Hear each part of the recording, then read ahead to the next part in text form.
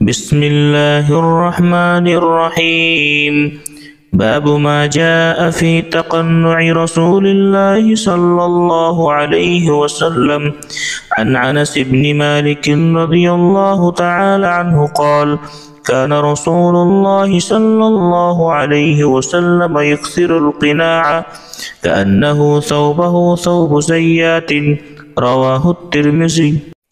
হযরত আনাস ইবনে মালিক রাদিয়াল্লাহু তাআলা আনহু হইতে বর্ণিত, তিনি বলেন, রাসূলুল্লাহ সাল্লাল্লাহু আলাইহি ওয়াসাল্লাম প্রায় সব সময় মাথা ঢেকে রাখতেন। তার ঢেকে রাখার বস্ত্রটি তৈলাক্ত হয়ে এমন হয়েছিল যে মনে হতো তা যেন কোনো তেল বিক্রেতার অর্থাৎ তেল মোছার একখণ্ড বস্ত্র। সুপ্রিয় দর্শক মণ্ডলী ও শ্রোতা মণ্ডলী, আলহামদুলিল্লাহ সুম্মা আলহামদুলিল্লাহ। গত অধ্যায়ে নবী পাক সাল্লাল্লাহু আলাইহি ওয়াসাল্লামের হাঁটা চলা সম্পর্কিত যে রেওয়ায়ত বর্ণনা আপনাদের সম্মুখে তুলে ধরা হয়েছিল, যাতে আমরা বুঝতে পেরেছি নবী আখিরুজ্জামান আলাইহিস সালাতু ওয়াস সালাম বড় নম্র, ভদ্র এবং আখলাকে হাসানার মালিক ছিলেন। ইন্নাকা আলা খুলুকিন আযীম, যিনার সম্পর্কে রব্বে কাবা এবং খোদাউন্দে কুদ্দুস তিনি স্বয়ং ঘোষণা দিয়েছেন।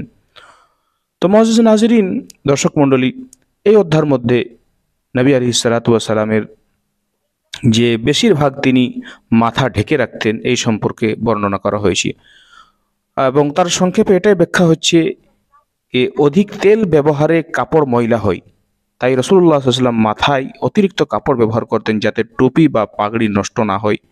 এখানে কাপড় দ্বারা উদ্দেশ্য পাগড়ির নিচে ব্যবহারের কাপড়। আসসালামু আলাইকুম ওয়া রাহমাতুল্লাহি ওয়া বারাকাতুহু।